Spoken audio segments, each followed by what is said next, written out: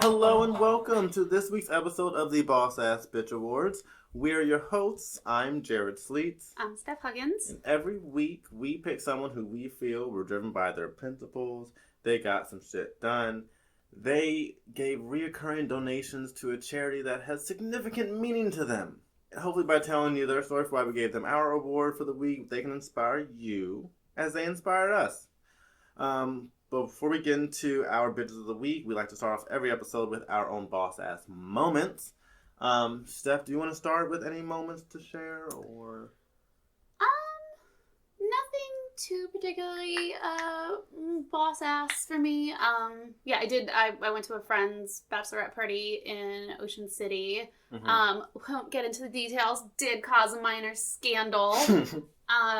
Which I think, honestly, was a favor to her. Because who wants a bachelorette party with no scandals? Honestly, those are the best bachelorette parties. Thank you. So, yeah, it was a minor one, but that's the best I can do at the moment. What about you? Well, it's just a start, but I know I've said this before, but I'm working on getting back into a gym routine. Yes. So, just within this past 7 days, I have gone to our downstairs gym 5 times now. Okay. So I'm just trying to get back into the rhythm of it because I did some research, and by research I mean I came across a TikTok video that was about this motivational girl trying to be motivational, saying like if you want to do better or whatever, just think of what your future self would be doing in order to get to that point. So it's like I want to look better and feel better about my body, so it's not just going to magically happen. I got to start doing this and, work out. Okay. So, did you end up using the app that I like? Checked it out. Did not download it yet. Okay. I'm a big fan. Yeah. Because I don't know, I don't know that much about what I should be doing at the gym, so it's kind of nice to, there's just an algorithm that it mixes it up. It tells, different days, like shoulders, chest, whatever, and I don't have to think about it, and I'm just checking stuff off a list instead of wandering around a gym like, am I done yet? Should I do one more? Yeah. I like it. If you try it, let me know what you think. Sure. Yeah, but my usual gym routine will be to kind of figure out 4 to 6 different exercises for a certain muscle group, and then just go through a cycle of that. Mm-hmm. Especially now with the basement gym that we have, I can just have that whole area to myself. Yeah. Rather than just trying to focus on one machine at a time, finishing that before going to another one, because there's so many people that are trying to fight for the same areas. Mm-hmm. So I like doing like a little circuit. That's what it's called. Okay. Yeah, that's me. So just working on that and just trying to get into a habit of going to the gym. Nice. So yeah. So if you have any boss-ass moments that you all would like to share, email us your moments so we can read them aloud on the show. We would love to hear from you. With that aside, well, let's get into it then. So this week I'm covering Gabby Giffords. I'm sure you know the name. It's got to at least sound familiar, right? No. Okay. Well, I like the name Gabby Giffords. She was in the news quite a bit. Not within past few years. So I think it'll start to ring a bell after a while. But okay. She was born June 8th, 1970 in Tucson, Arizona, where she spent her childhood. She moved to California to attend Scripps College, where she received her bachelor's in sociology and Latin American history. She went ahead and scooped up a little master's degree in regional planning from Cornell University and transitioned into a career as an associate at an accounting firm in New York City. Oh, wow. She eventually moved back to Tucson to take on a role as president and CEO of her family's business, El Campo Tire Warehouses. Yes, nepotism. Right. We love it. But this woman only had so much tire talk in her because 3 years later, she sold the company and got herself elected to Arizona state legislature. Oh, word.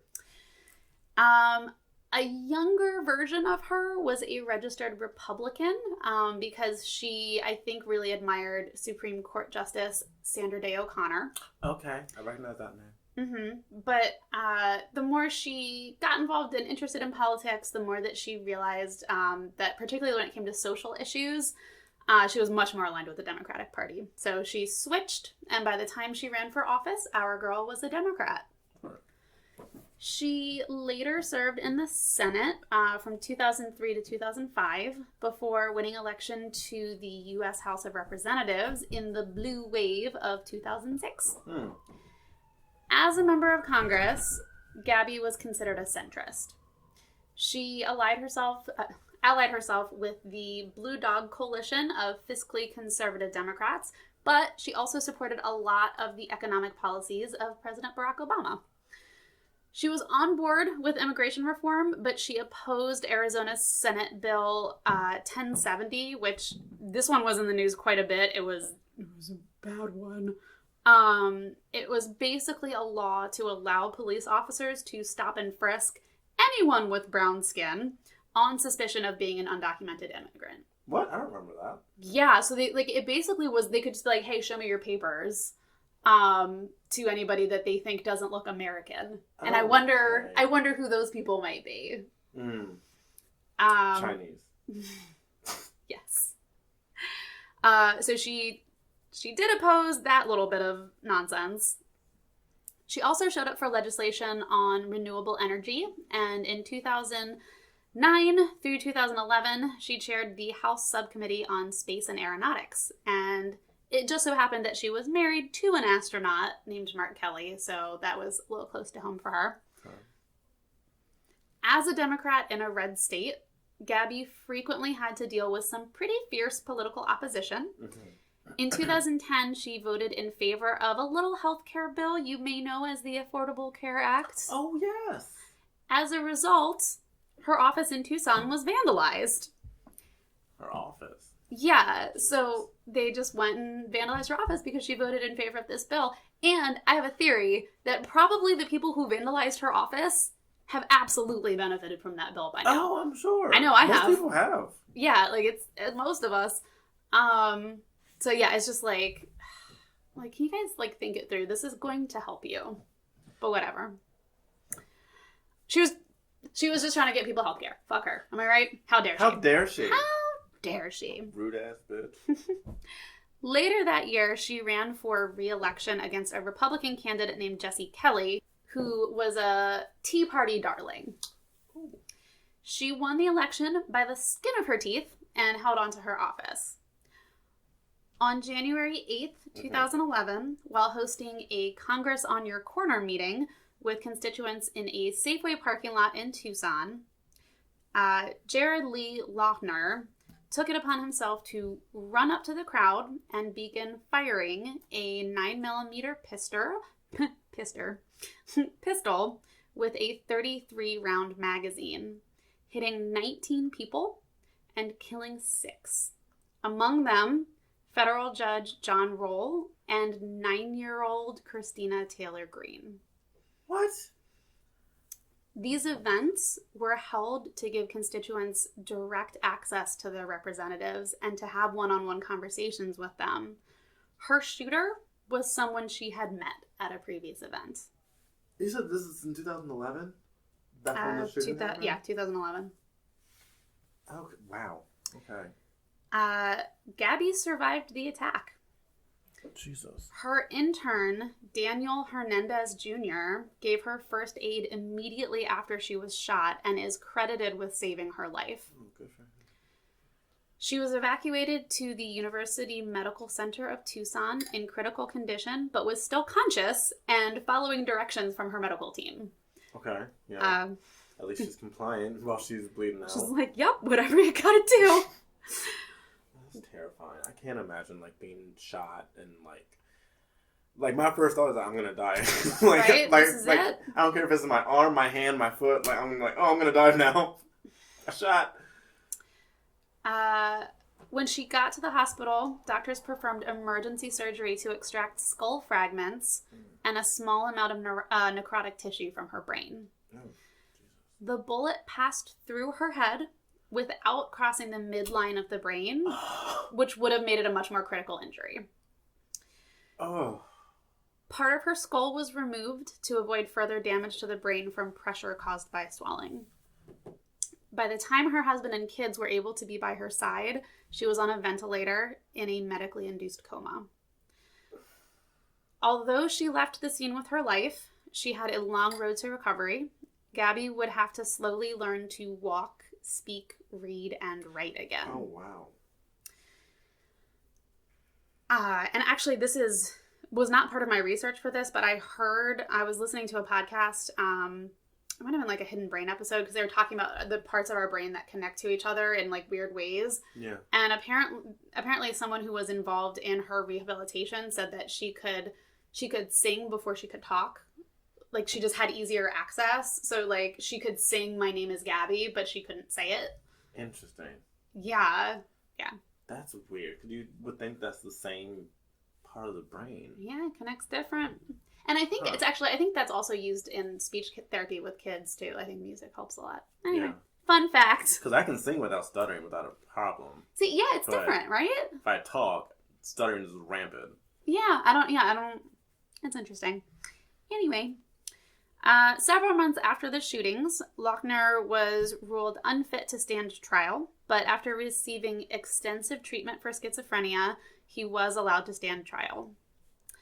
After eventually facing more than 50 federal criminal charges, he pleaded guilty to 19 of them in a plea bargain to avoid a death sentence.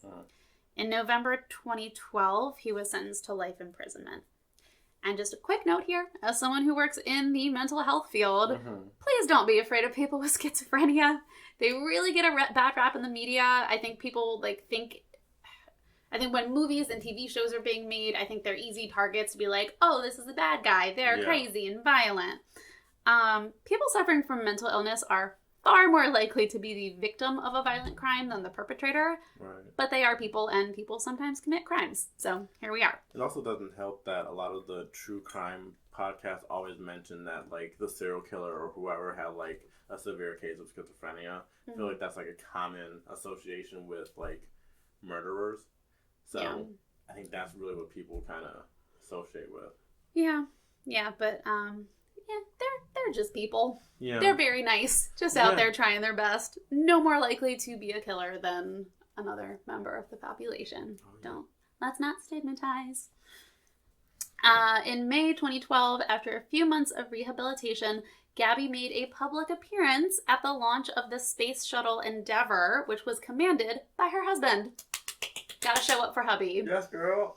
The next month, she was released from the hospital, but did still require outpatient care for her recovery. In August, she headed back to Washington. She was greeted by a standing ovation when she walked back out onto the House floor.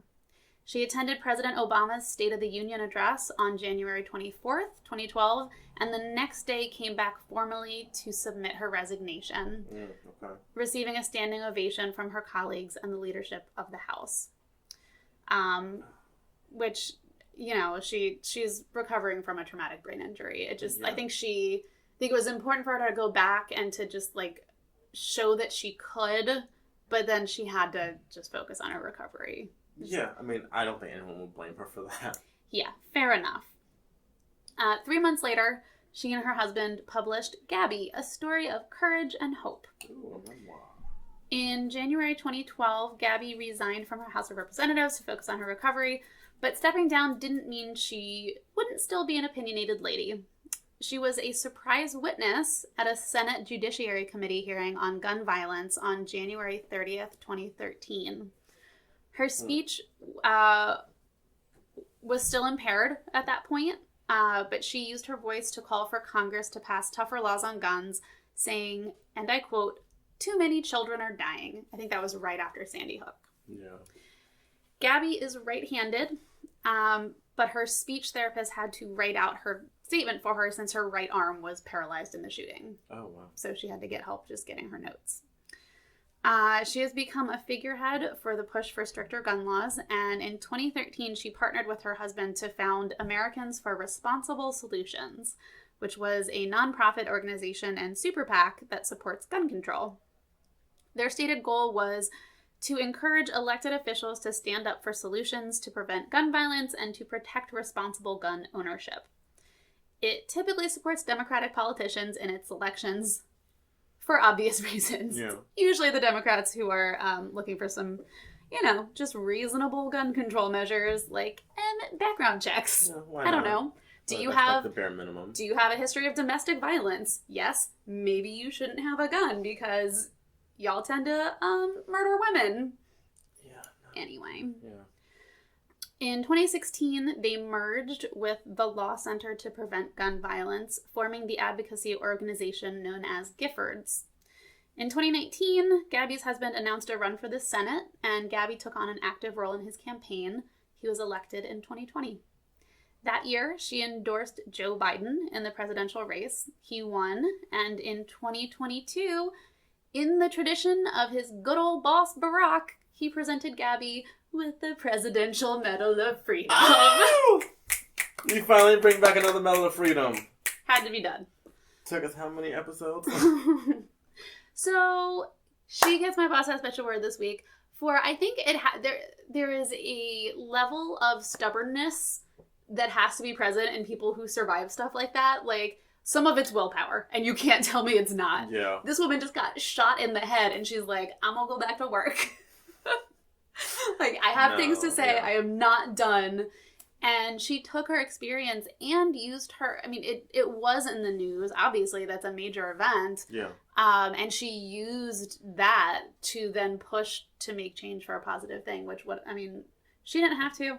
I would not have blamed that woman if she just wanted to stay in her house for the whole rest of her life and never risk coming out again. Yeah, but I think it has more weight when you have a victim of a mass shooting like that to speak up and try to be an advocate for gun control regulations, something like that, rather than just being the victims of relatives of the victims. She can actually have a first-hand experience, a first-hand account. That's it. Well, yeah, and also I think it must have been very powerful, her taking the stage and her clearly impaired speech. Mm-hmm. She got shot in the head to be like, hey guys, the current system might not be perfect. I don't know. I just don't like guns, man. I don't feel like anyone in modern society needs a gun. And the thing is, I can see, farmers need them. Sometimes you got to protect your herd from coyotes. Okay. I don't even necessarily, hunting is a thing that people love, and I don't get it, but okay. It's a machine that's designed to kill. Yeah. And if you look at the countries where they don't have a lot of guns, shocker, they don't have a lot of shootings. Yeah. It's insane to me, the number of people who just say more guns are going to be, let's arm our teachers. Because they're not already being asked to do too much for no money. Yeah. Let's just make them also carry a gun and learn how to be police officers. Because, as we know, when there is a school shooting, our police officers aren't going in. They just let the kids get shot now. In Uvalde, yeah. Jesus. Yeah. Did they just wait for the gunman to just come out? Oh, yeah. They just waited outside the school. They didn't do anything. For, not indefinitely, but, and there was one woman whose kid was in there, and she was like, I'll fucking go in. Mm-hmm. And they stopped her, and she was like, fine. And then she walked around the back of the school and, broke in to get her kid. She'll do it. Right. Y'all would do it if your kids were in there. Absolutely. But don't tell me we need a good guy with a gun, because our good guys with guns were too scared to go in. Oh, God. Have you ever seen the movie Elephant? Mm-mm. It's Australian or some foreign movie that is basically about a school shooting. Mm. And how fast it happens, how random it happens, just terrified the fuck out of me. Dylan played the shooting scene on YouTube. It's on YouTube. Okay. And I was just like, I could not move because I was thinking about how easily that could have happened anytime I was in school. Oh, yeah. And even the kids that survive, they're not okay. They will never be okay. No. One of the girls in Uvalde, she survived by smearing a classmate's blood on her and pretending to be dead on the floor. As a child, do you think she is ever going to be over that? God, not at all. That is so traumatizing. I cannot imagine the the trauma. If I say the word trauma one more fucking time. But yeah, that's terrifying. But yeah, awful. This is America. We value our gun lobby over our children's lives. So, cool. So yeah, we need more people like Georgia. Gabby Giffords, yeah. She's fighting the good fight.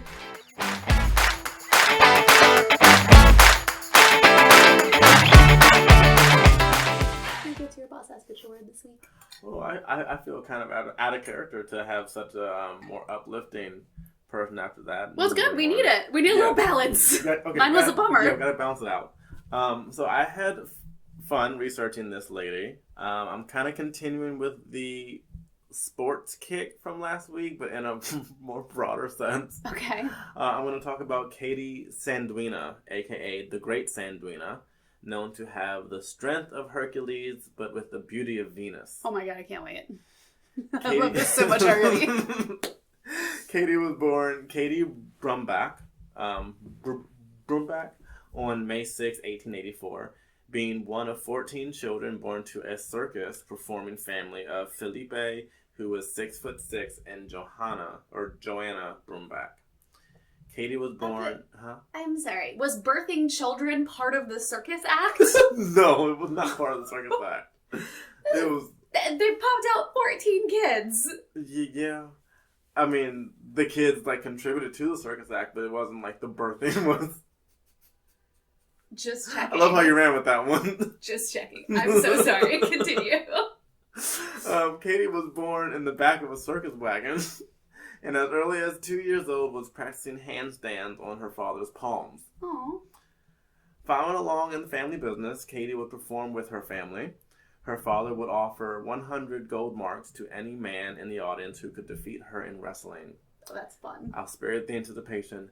No one ever succeeded in winning the prize. Damn! But it was from one of these matches that Katie met her husband of 42 plus years, Max Heyman. Oh, he likes a strong woman. Oh, he loved it. She pinned him and he proposed on the spot. He got wet right there. He was like, oh yes, please, more of this. What a woman. One of her standard performances was lifting her husband over her head with just one hand. Granted, her husband weighed in about 165 pounds. Okay. But yeah, I mean, trying to pick up a human regardless of their size is already awkward enough. Mm-hmm. You gotta be mindful the hand placement, where they're carrying their weight, how they're carrying the weight, if they're gonna be flailing about. But she did it so effortlessly. It was with just one hand. It was brava.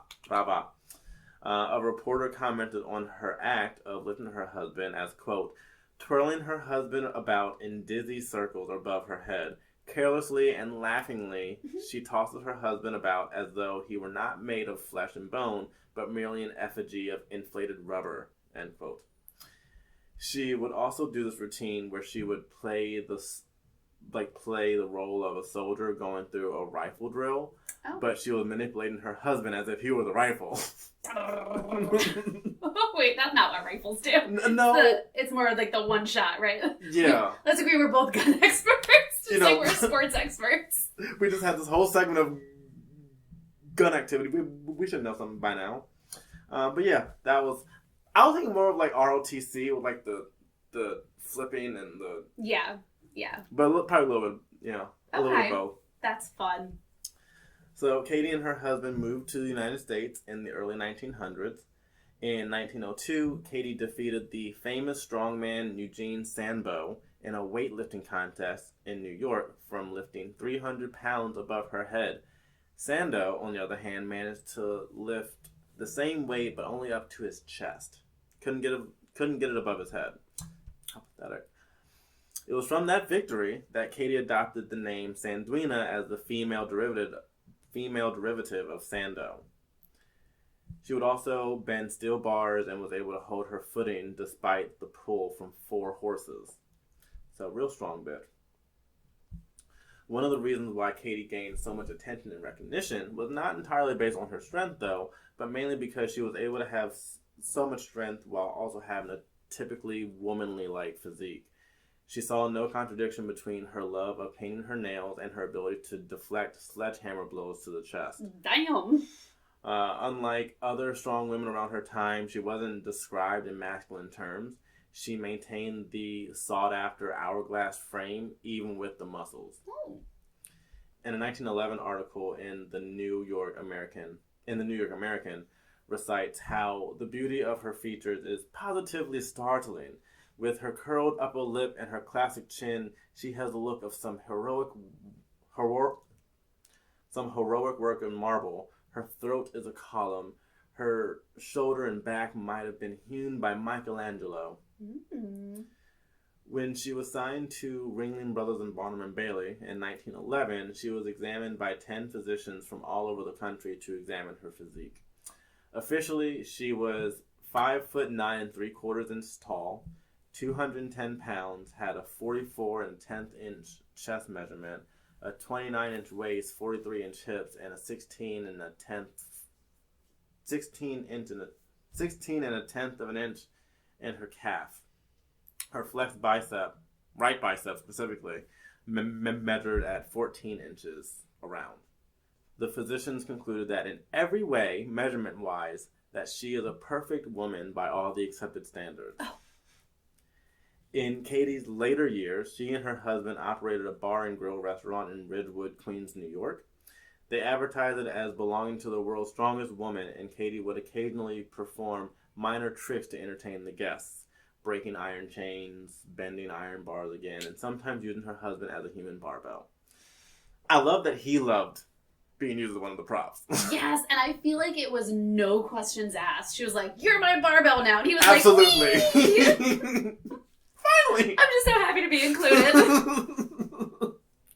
They did have 2 sons, though. Theodore, who was born in 1909, and Alfred Sandwina, born in 1918. Theodore became a champion heavyweight boxer in the 1920s, while Alfred became an actor. And you better believe that Katie performed up until the night before her first son was born. I do believe that, yes. And she made sure that after each son was born to include them in her acts. Okay, that's fun. So there's like a picture of Katie holding up her husband and her 2 sons. Aww. And they're like actually in the air, and she's just standing there just fine, not even breaking a sweat. Oh my god, I love her. Katie Sandwina gets my award this week for getting such praise for being this female Hercules figure, but wasn't gawked at as though she was a freak. She really was like the best of both worlds for society standards during that time anyway. I don't necessarily agree with the whole idea that you have to like have high praise because you kept this like womanly figure. Like that's what was being talked about. Mm-hmm. But I mean, I guess in the early 1900s, like sticking to your gender roles was like expected. Mm-hmm. So they were like, oh, so she is strong and she doesn't look like a man. Good for her. Confusing. But she didn't stick to just being a strong woman. She was also an outspoken proponent of the women's right to vote. In 1912, she became the vice president of the 800-member suffragette ladies of the Barnum and Bailey Circus. That is a long name. She was sometimes referred to as Sandwina the Suffragette. Oh, I love that. Look at her getting political. Right? She did pass away from cancer on January 21st, 1952. She performed for Barnum and Bailey up until she retired prior to becoming 60. And I'll end my segment with a little short story. In 1947, it was reported that a bruiser or a attacker, an asshole, walked into the restaurant and started berating everyone in sight. Katie floored the guy with one punch. Oh, you picked the wrong day to come in here. Gave him a thorough lesson as she kicked him out of the restaurant. I'm actually picturing her like actually yanking him up by the back of his collar, like by a scruff, and then actually throwing him out. Oh, that's so funny. I can just picture that so well. I was picturing more of like the pulling by the ear thing. Oh, maybe. But I like the scruff, and that feels more her because she's like actually lifting him up. Yeah. So while she did mainly use her strength for performance sake, she had a lovely hourglass figure and was a suffragette, but she wasn't afraid to put a man in his place. Which I love that. I love that whole melting pot of characteristics. Was she the perfect woman? I think she was. I think she was the model of Wonder Woman. Yeah. I'm just drawing pieces together, but I mean, I would not be surprised. Cause like, strong, looks like a woman, decent person. Strong, gorgeous, feminist, yeah. I would have loved for there to have been some full circle, like, with her having to wrestle the men in the beginning of her career to, like, her being a suffragette and, like, okay, how about this? Give us the right to vote. If one of you bitches can beat me at wrestling, I'll shut up about it. But if you can't, I get to go vote. Well, she would have had him there. Yeah.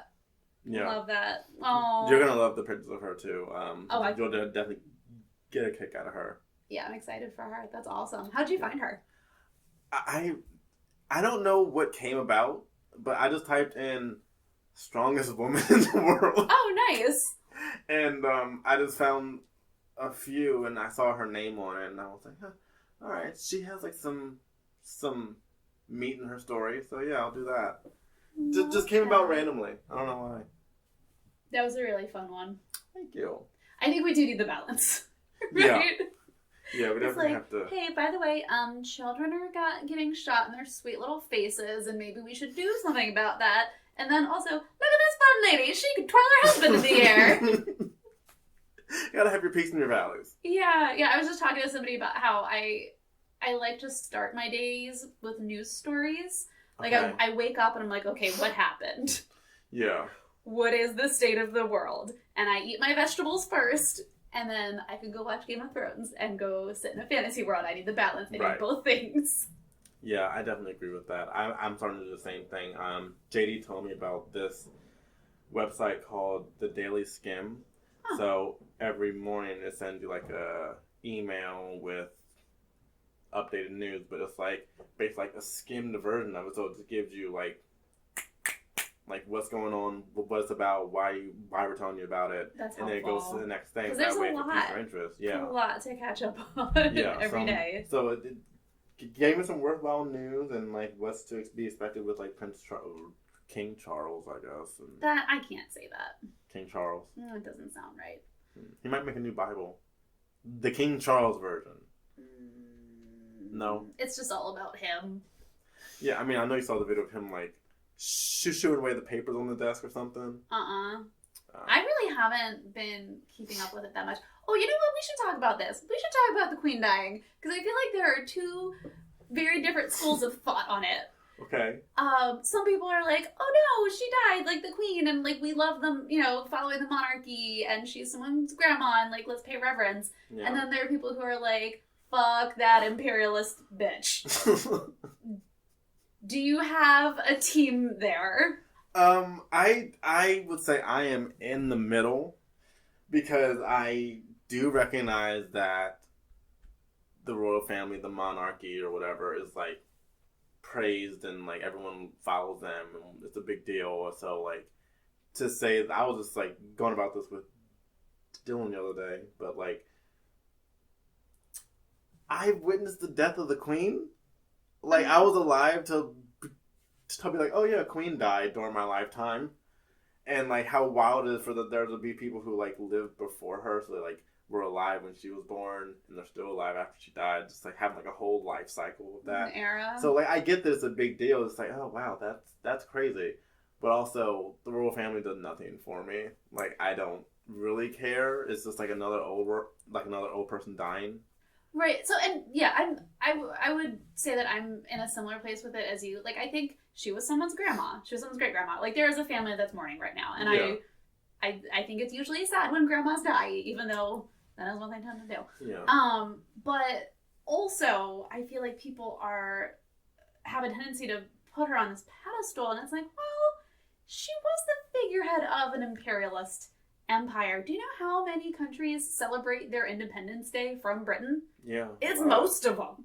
A lot of them, yeah. The vast majority of countries celebrate their independence from Britain every year. Which is wild because Britain is such a small country. Yeah, but they are tenacious.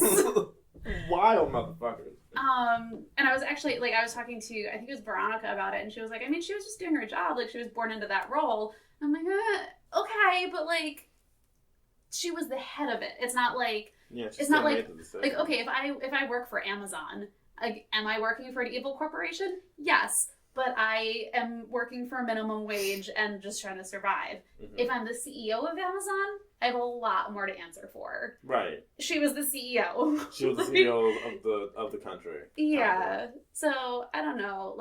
Yeah, I'm sorry about your grandma, but, she... I don't know if we need to canonize the woman. She did a bunch of shady shit. Or, she, made a bunch of, shady decisions as the monarch.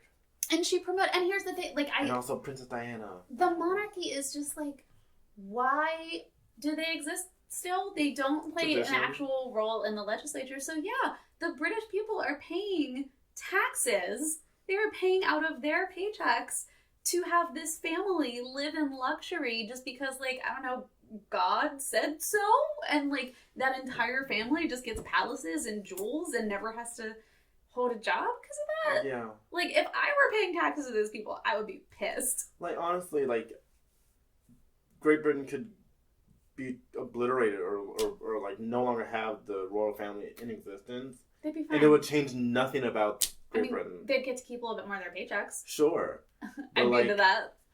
They don't make the actual decisions anymore. I mean, I'm sure there was a time they did. Yeah. But with the prime minister or the government that they have, they're just there to have face.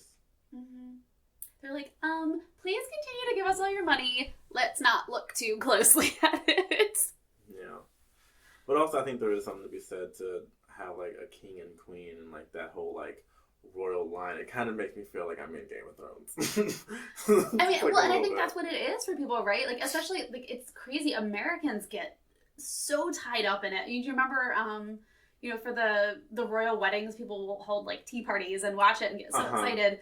And I think it's just because we were all raised on Disney, you know, and we're like, oh, a princess. Yeah, this is our real life king and queen, our real life princess family or whatever. Yeah. Mm. But the memes and TikToks about the queen finally meeting up with Diana again in heaven or yeah. Gold. Absolute gold. Surprise, bitch. Oh, I could just scroll through TikTok for hours and just laugh at every one of those videos about the queen seeing Diana and having all those celebrities gossip about it in heaven. Loved it. That's fun. Do love some hot goss. Yeah. But also there was a family that's mourning to some extent. Also what? That there's a family that's mourning, but I also kind of feel maybe they're not too upset. They might not be. I don't know if they're allowed to feel feelings in the royal family. Or if she was just detached enough where they're well, grandma's dead. Because it is the family runs a business, so maybe it is more a coworker left. Yeah. I don't know. I don't know how much love there actually is there. No. We shall never know if not for us. Oh no, that's not for us to know. Oh, would be nice though if we ended up meeting a prince and got married and had to act the part. Where's that African prince when you need him? I don't know. Meghan Markle did not care for it. Oh, at all. She's like, okay, I'm sorry. The rules are what? Absolutely not. Harry, we're out of here. We gotta go. But I'm surprised anyone would even get that far. Once someone told me that they were actually Prince Harry or Prince William, I'm not getting involved in that. That's not gonna be my life. I'm sorry. No. It seems like a lot. But also, you're just saying it's such a fantasy. Mm-hmm. And she probably didn't realize the full extent of all the rules that she was going to have to live by until she was in it. Yeah. And then she was like, oh, hell no. You can just tell by, what they do that it's just, by the book. You have to follow tradition. You have to do it this way. You have to do it this way. It's just... You can just tell. You can just look at it. But if you want to be a pedophile, they will cover that up for you. So, pros and cons. Well. Just ask Prince Andrew. Who's Prince Andrew? So he is... Is he dead? No, he's one of Queen Elizabeth's sons. He's just not, the next in line. What? Is that right? Yeah. She had sons? Yeah. I mean, aside from Prince Charles. Yeah, she had a little handful of kids. And Prince Andrew was friends with Epstein and, spent a lot of time on Rape Island and, fully just thought definitely sexually assaulted. Diana. Huh? I fully just thought it was only Princess Diana and then obviously Prince Charles.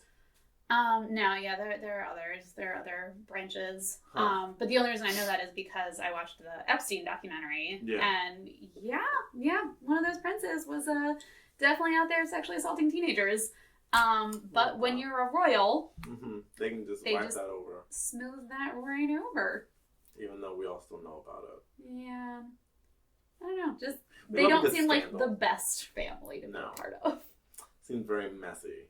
Mess on top of mess. But it's the royals. But they have jewels, so there's that. And they can throw a hell of a wedding. Oh, yes, they can. They can. Oh, those dresses were so beautiful, though. They know how to get dressed. They do know how to get dressed. Yeah. Okay. So we do the thing? Yeah. Yeah, I think we did. All right. Yeah, we included a whole little gossip section on the end. That's fun. That's fine. You can do that. Okay. So that is it for this week's show. If you find yourselves missing us, you can find us on Instagram at the Boss Ass Bitch Awards, underscores between words. Jared is putting out that new hot content every day. Not every day, but it's a lot and it's great. Every so check week, it out. Frequently. Excuse me, y'all just jumped right down my throat on that one. Get it right. Settle! If you'd like to support this show, you can do that on Patreon at the Boss Ass Bitch Awards. You can support us for as low as $5 a month, which in my opinion is a steal. You can also support us for free by telling your friends about us, by subscribing, leaving us a cute little snarky review. And if there's a boss ass bitch in your life kicking ass and taking names but not quite making the news, shoot us their story at the BAB Awards. Maybe not the right word for today. Email us their story at thebabawards@gmail.com and we'll give them a little shout out on the show for you. Thank you so much for listening. Now go be the boss ass bitch you want to see in the world. And be a decent person and try to lift as many men as you... wrestle as many men as you can. Yes. Bye.